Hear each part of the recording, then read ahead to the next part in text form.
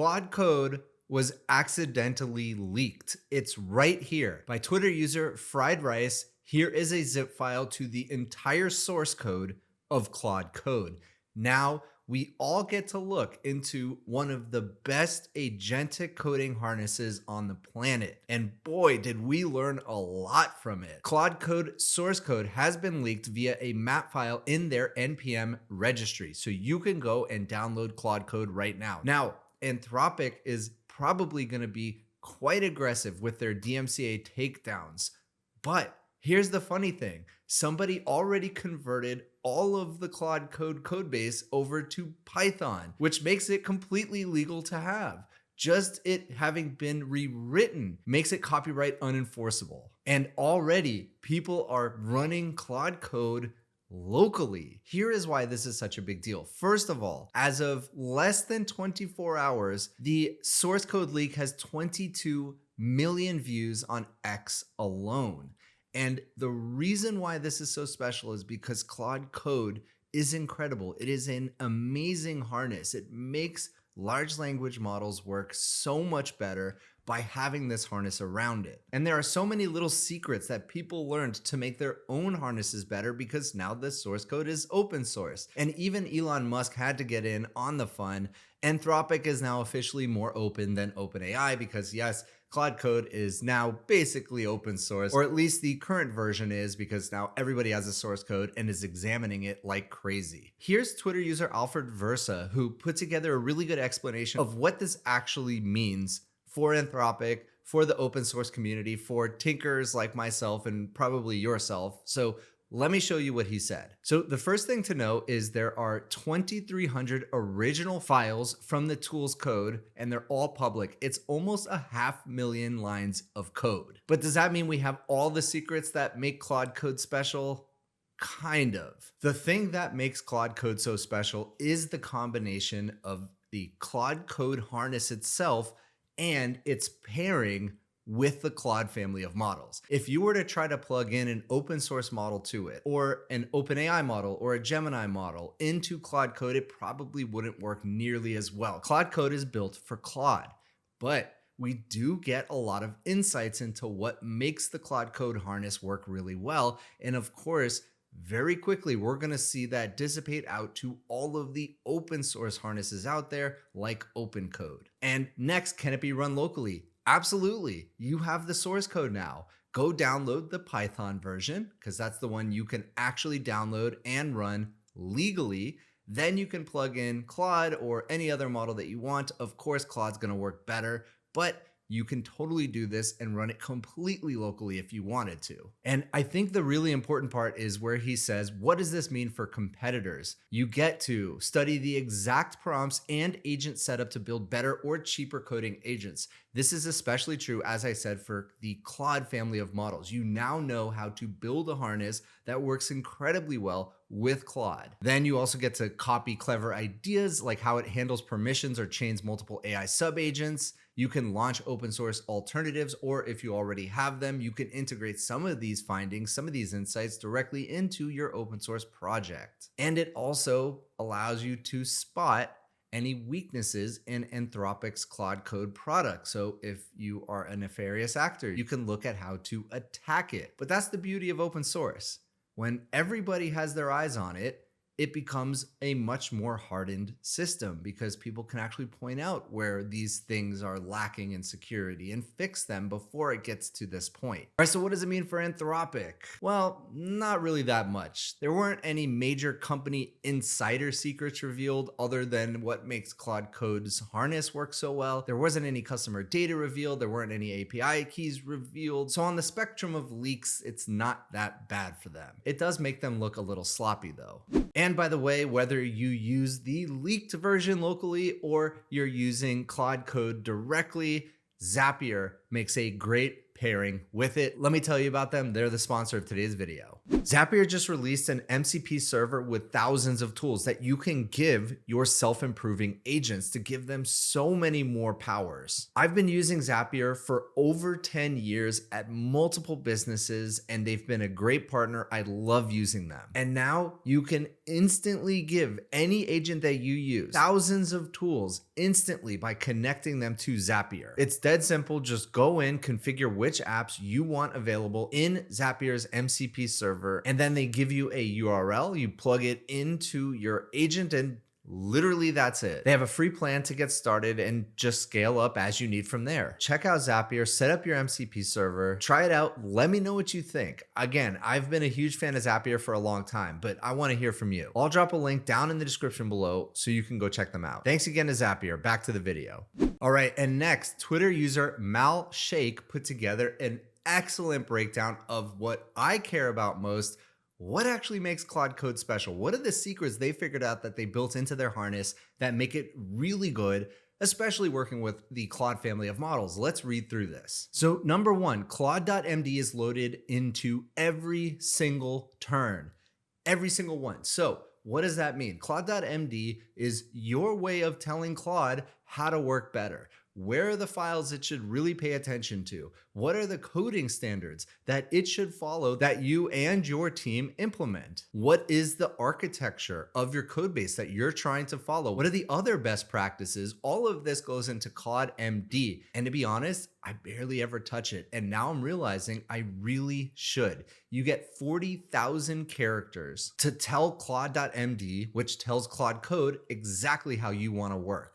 And so I know for sure I'm going to be updating that file today. So put your best practices, put your patterns, put your team's taste into that file, and Claude will follow it because it gets loaded into every single prompt. Number two, Claude Code is built for parallelism. It is built for having multiple agents running simultaneously, and especially because sub-agents share prompt caches. So even though you might spin up 5 or 10 sub-agents at the same time, they are all sharing the same prompt cache, which means you're basically getting parallelism for free. So not only with sub-agents, but running multiple agents at the same time, this is the right way to do things. Boris Cherny, the inventor of Claude Code, basically said the same thing. He says he has a bunch of agents always running at the same time.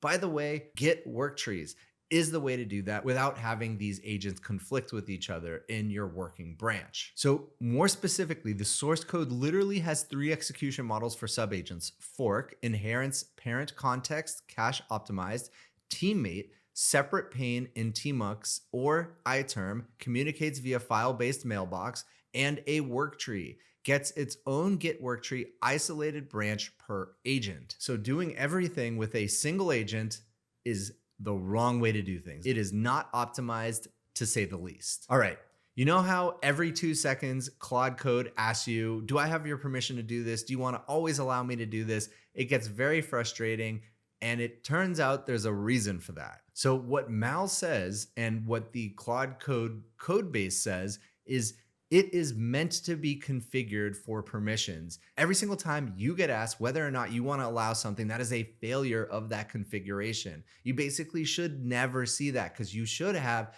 everything pre-configured. Yes, I want this set of tasks, this set of commands allowed, and no, I don't want these other ones. So be sure to set that up. And there is a settings.json to allow just that. And in fact, because everybody would just click allow all the time, Anthropic rolled out a smarter permissioning system.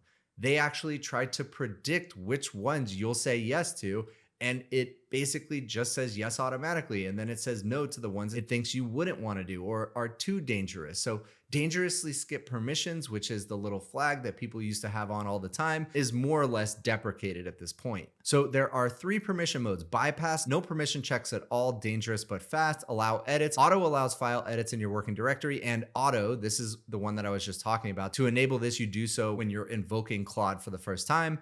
runs an LLM classifier on each action. This is the sweet spot. Yes, so auto is the way to go. That is what I use. All right, next is compaction. This is probably one of the most important things that other harnesses are going to learn. There's kind of a famous saying in the world of AI where the thing that is actually more important than what the model remembers is what it forgets. Knowing what to forget lets you remember the things that are important to remember much more accurately. So they found that there are 5 ways that compaction happens in the Claude Code codebase. Number 1, micro-compact. This is a time-based clearing of old tool results. Next, context collapse summarizes spans of conversation. This is where you can start to lose some of that fidelity. Anytime you're doing compression, it's going to be lossy. So just be mindful of that. Next is session memory, which extracts key context to a file. We have a full compact, which summarizes the entire history, and a PTL truncation, which I hadn't heard of, which just drops the oldest message groups. All right, so what do you actually do with this information? First, you want to use /compact proactively. Don't wait for the system to auto-compact and lose context you care about. If you already know what you want to remember, and especially what you want to forget, /compact, that's the way to go. The default window is 200,000 tokens. You can opt into 1,000,000 tokens. The 1,000,000 tokens work quite well. The quality past 200,000 tokens starts to drop, but it is still better than the competitors out there. Long sessions accumulate session memory, structured summaries of task specs, file lists, workflow state, errors, and learnings. This is why resuming a session is better than starting fresh. Yes, I do always try to continue in the same session, even if I'm usually changing what I'm coding or working on a new part of the code base. If there's any tie to what I had previously worked on, I try to use the same session. Large tool results get stored to disk with only an 8KB preview sent to the model. If you paste a massive file, the model may see only a fraction. Keep input focused. So think of /compact like saving your game in a video game. That is what he recommends here. Next is hooks. This is apparently the power user feature that I am not using at all, so I was excited to learn more about this. Here are the different hooks that are available that you can plug into.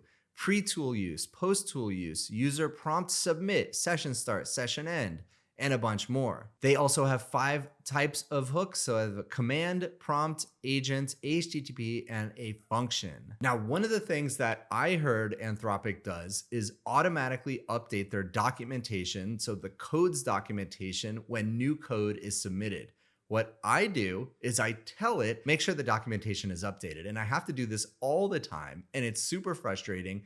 And I realized I can just automate it. I can just say, okay, when I make a new commit, go ahead and just make sure my documentation is updated depending on what part of the code base I just touched. Next, sessions are persistent and resumable, parentheses, stop starting fresh. So every conversation is saved as JSON-L at Claude projects. There's the hash, there's the session ID, and JSON-L file format. So you can do -- continue to resume your last session. You can do -- resume to pick a specific past session.